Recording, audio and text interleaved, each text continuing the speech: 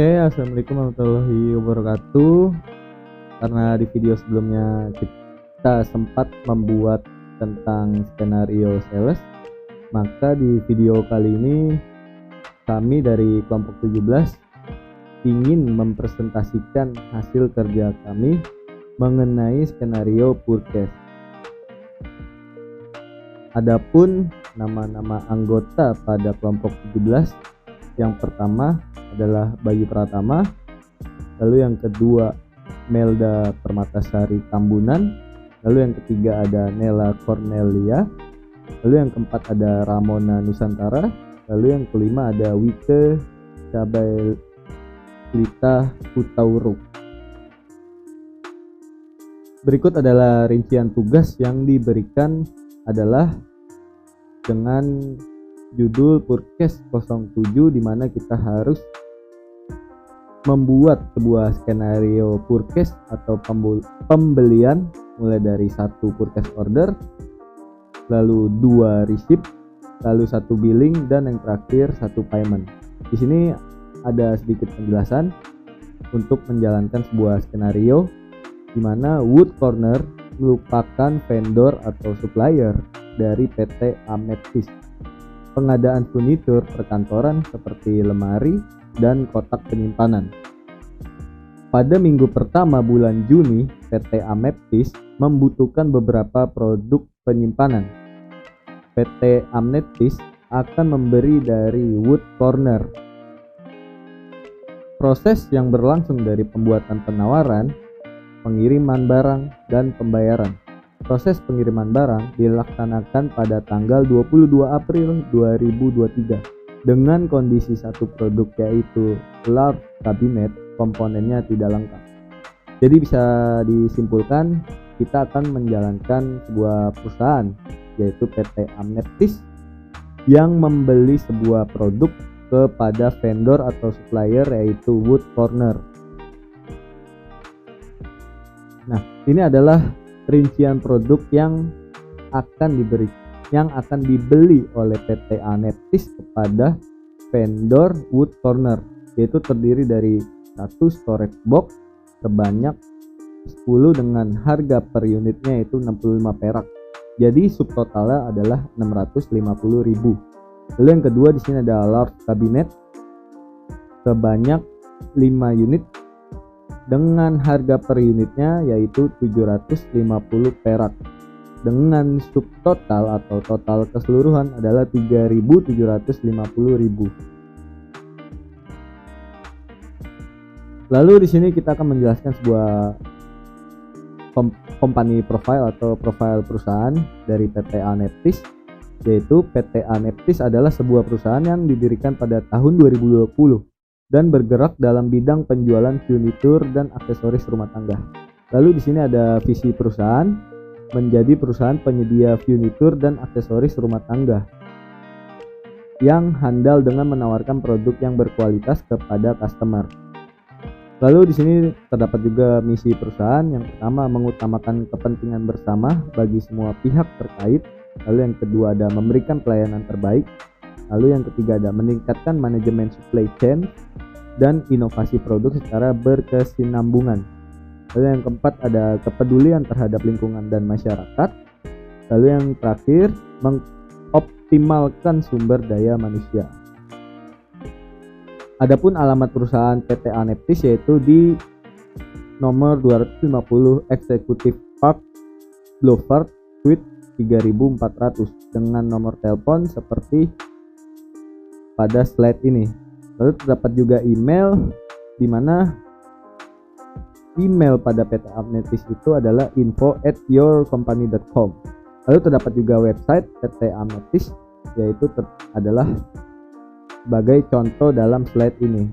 Kemudian terdapat juga rekening bank PT Amethyst, yaitu Bank Zamrud Indonesia atau kita singkat BZI, dengan nomor akun 93456795 atas nama PT Amethyst.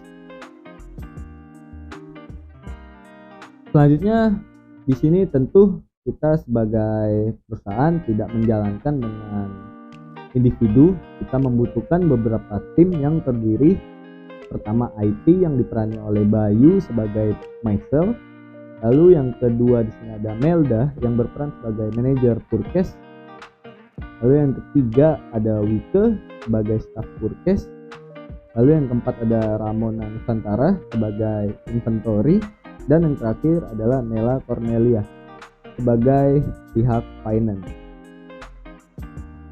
Selanjutnya ada job role masing-masing dari role-nya yang telah dibuat atau diberikan. Yang pertama IT, ini yang bertugas untuk membuat sebuah user dan configuration amount approval. Kemudian ada create vendor, dan yang kedua adalah tugas staff Purkes, yaitu membuat sebuah RFQ sampai dengan purchase order. Lalu yang ketiga ada manajer Purkes yang bertugas untuk approval atau validasi sebuah request for quotation dan juga create bill. Lalu yang keempat ada manajer inventory yang tugasnya adalah menyetujui sebuah purchase order. Lalu yang terakhir ada bagian finance, yaitu dimana tugasnya adalah create payment. Nah, selanjutnya ini adalah pembahasan mengenai create user, configuration, amount approval, dan create vendor. Oke, ini berhubungan dengan tugas IT atau saya sebagai PT 040 Bayu Pratama. Oke, semuanya kita sekarang kembali ke dalam Udu dan login sebagai admin. Oke, nah karena tugas saya adalah meng-create sebuah user dan juga mengkonfiguration atau meng-setting modul Purkes dalam Odoo. Oke. Nah, langkah pertama kita pergi ke settings dulu. Kemudian kita pada menu setting kita pilih modul Purkes. Oke. Nah, di sini yang kita aktifin yaitu Purkes Order Approval, di mana Purkes Order Approval ini adalah persetujuan batas pembelian. Gitu, oke. Bisa dilihat di sini minimum amount atau minimum harga pembelian yaitu kita beri dia 3.000. Oke, jadi di atas minimum amount ini maka harus dibutuhkan persetujuan oleh pihak manajer. Oke. Tinggal di set saja. Nah, kemudian langkah yang kedua kita akan meng-create sebuah user dalam Udu ya. Caranya gampang, kita pergi ke manage user. Nah, di sini terdapat dua cara, yaitu kita bisa mengklik new atau kita bisa mengklik favorit lalu import record. Nah, di sini saya akan mencontohkan bagaimana caranya mengimpor sebuah data Excel atau CSV dari luar ke dalam Odoo. Oke, caranya tinggal diklik saja favorit lalu pilih import record. Nah, kemudian pilih saja upload file. Yang pasti kalian harus sediakan sebuah file yang berekstensi CSV maupun Excel. Oke, karena di sini saya sudah menyediakan file yang berbentuk atau berekstensi sebuah Excel, jadi pilih saja Excel kemudian di OK.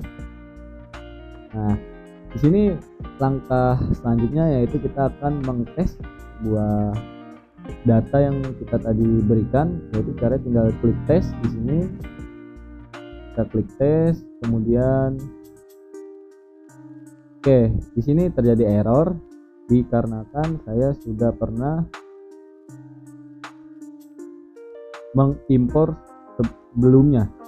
Oke, jadi bisa dilihat keterangannya yaitu you cannot have two user with the same login. Jadi kita tidak bisa mengimpor sebuah user atau dua user dengan login yang sama. Oke, jadi di sini nggak perlu khawatir jika kalian belum mengimpor sama sekali, maka keterangannya itu everything seems valid. Oke, nah lalu tinggal diklik impor saja pada button impor. Nah, setelah itu selesai pengimporan data kalian. Nah, di sini saya cancel saja. Langkah selanjutnya itu adalah kita memberikan sebuah hak akses kepada user yang telah kita buat. Oke, di sini saya contohkan yaitu Michelle, dimana Michael ini sebagai IT. Oke, di sini kita isi dia sesuai dengan data yang telah dibuat. Oke, dimana pada modul sales dia sebagai administrator dan sampai seterusnya. Oke, cara yang mudah, kalian di sini tinggal dilihat saja modulnya, yaitu sales, tinggal dikasih administrator, kemudian modul accounting kita kasih advisor, kemudian manufacturing kita kasih administrator, lalu pada email marketing di sini kita kasih user karena pilihannya terdapat user doang. Lalu pada survei di sini kita kasih administrator, kemudian pada administrator kita kasih setting. Nah, lalu pada modul project di sini kita kasih administrator juga dan seterusnya kita beri dia administrator. Oke, bahkan website kita beri dia adalah editor dan desainer. Nah, di sini IT saya beri hak dia sebagai kontak creation atau pembuat kontak. Jadi, langkah yang harus kita lakukan adalah menceklisnya saja. Nah, setelah itu selesai untuk pemberian hak akses. Oke, nah di sini saya ambil contoh lagi dia sebagai Azam. Nah, Azam ini sebagai, bisa kita lihat datanya, Azam ini sebagai pada modul accounting sebagai billing, lalu pada modul purchase dia sebagai administrator. Jadi bisa kita dapat simpulkan dia adalah manajer purchase. Oke, jadi kita pilih saja pada modul accounting, di sini kita kasih dia billing, lalu pada modul purchase di sini kita kasih administrator. Oke, sisanya kosong, dan juga pada Adam ini kita sebagai pemberi hak akses, saya nggak mau memberikan dia sebuah kontak creation. Jadi dia tidak diwajibkan untuk membuat kontak. Jadi di sini makanya saya unchecklist. Nah, oke, itu saja untuk pemberian hak akses dalam Odoo. Maka kita telah selesai menjalankan tugas sebagai IT, yaitu yang pertama itu adalah kita membuat user, tapi kita di sini membuatnya dengan cara mengimpornya. Oke, bukan kita membuat dengan satu-satu. Oke. Nah, lalu yang kedua kita telah memberikan hak akses kepada masing-masing user yang telah dibuat. Oke. Nah, itu adalah hasil dari video saya mengenai hak akses dan pembuatan juga user dalam Odoo 16. Maka di video selanjutnya itu akan dilanjutkan oleh teman saya bernama Wike sebagai staff purchase. Oke, sekian dari saya Bayu Pratama. Terima kasih. Baik, terima kasih. Perkenalkan, saya Wike Cableh Tauruk dengan NIC CP116. Kali ini saya sebagai staff purchase yang akan menjelaskan tugas dari staff purchase, yaitu meng-create RFQ menjadi purchase order. Di sini saya sudah login ya, yang dimana akun ini sudah dibuat oleh IT sebelumnya.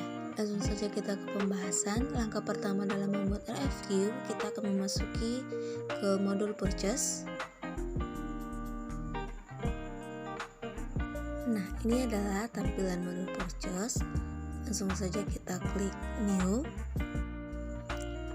Di sini kita akan mengisi nama vendornya sesuai data yang diminta, dengan nama vendornya yaitu Woodcorner.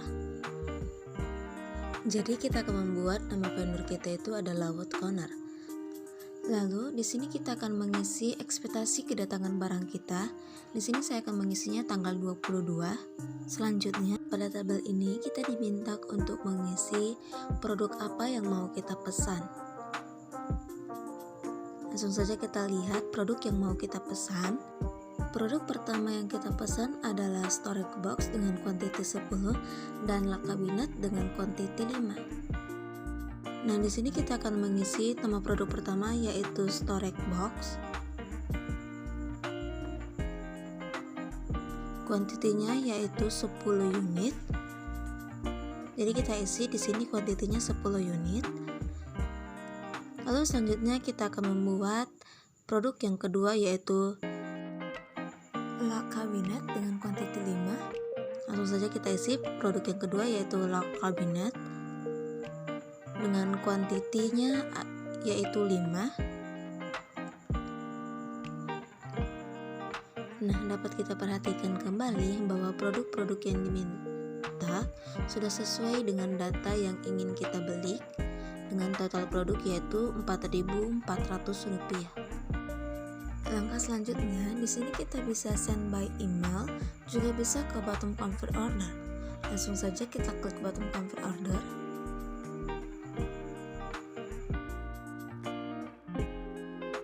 Bisa kita lihat bahwa status kita ini masih status do approve. Jadi RFQ kita ini harus disetujui oleh pihak manajer sehingga status kita menjadi purchase order. Langsung saja kita ke menu discuss untuk menghubungi pihak manajer purchase-nya.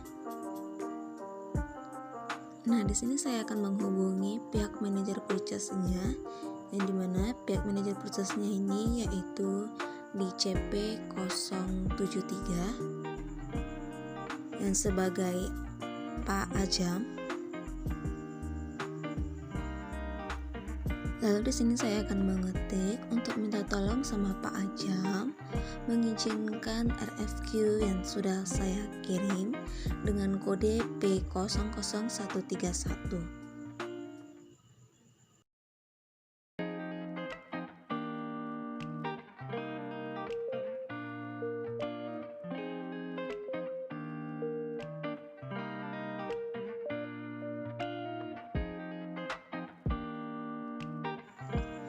Nah, di sini tugas saya sebagai staff purchase telah selesai ya teman-teman, dengan status masih to approve, yang dimana review kita ini harus disetujui oleh pihak manajer. Nah, setelah pihak manajer menyetujui,nya maka status yang to approve tadi akan menjadi purchase order. Nah, untuk pemaparan selanjutnya akan dijelaskan oleh manajer purchase.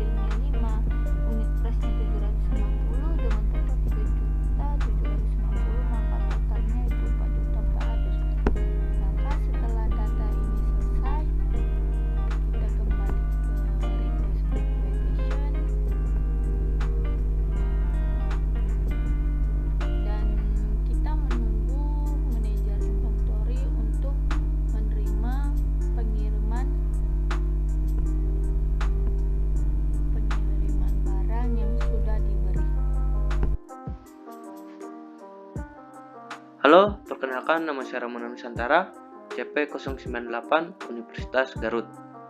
Di sini saya akan menjelaskan bagaimana skenario purchase dengan role manager inventory.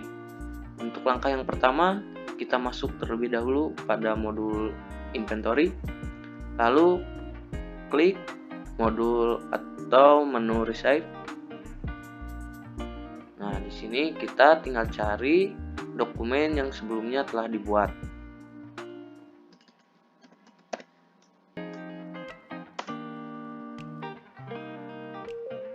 Kemudian kita lakukan validasi. Kita lihat dulu, kita sesuaikan untuk informasi produknya, yaitu storage box dengan 10 unit dan ledge cabinet dengan 5 unit. Kemudian kita lakukan validasi seperti ini.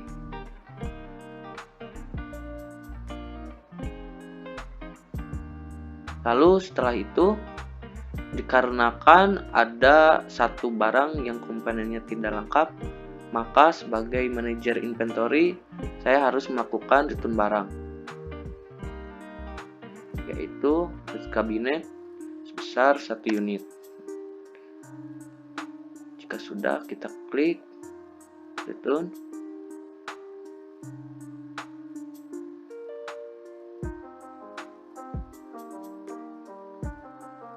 Lalu jika sudah, kita hubungi atau kirim pesan kepada manajer purchase.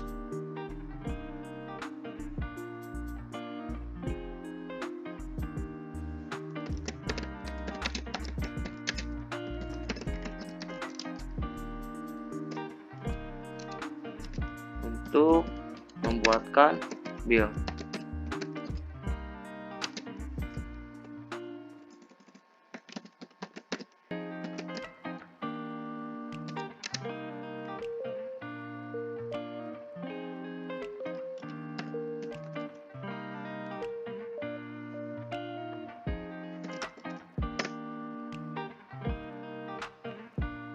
Nah, jadi untuk job desk dari manajer inventory itu sudah selesai. Terima kasih. Baik, saya Nela Cornelia dengan NIC CP 089. Di sini saya akan melanjutkan skenario dari purchase. Oke, pada kesempatan kali ini saya berperan sebagai manajer finance, yang mana saya memiliki tugas yaitu untuk create payment. Oke, untuk langkah pertama yang harus kita lakukan yaitu kita login terlebih dahulu ke akun yang telah dibuatkan oleh pihak IT.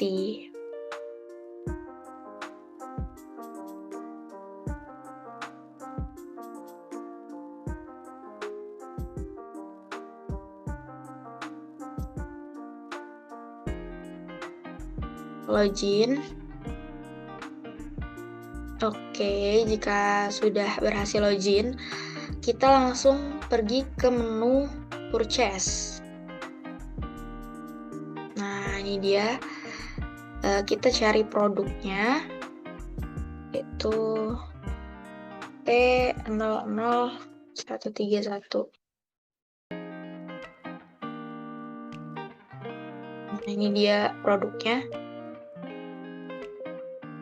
Nah, P00131 dengan produk yaitu storage box dan large cabinet. Oke, setelah itu kita bisa klik vendor bills.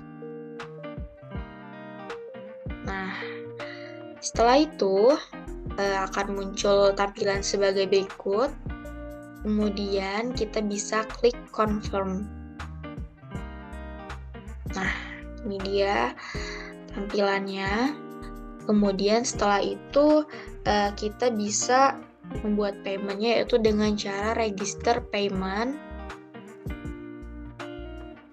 Nah, ini dia. Totalnya ada 4.400 dengan metode pembayarannya yaitu manual. Oke, setelah itu kita bisa klik create payment. Nah, sudah. Setelah itu akan ada tulisan paid dan statusnya itu berubah menjadi positif seperti ini. Oke, cukup sekian penjelasan dari saya selaku pihak manajer finance. Wassalamualaikum warahmatullahi wabarakatuh.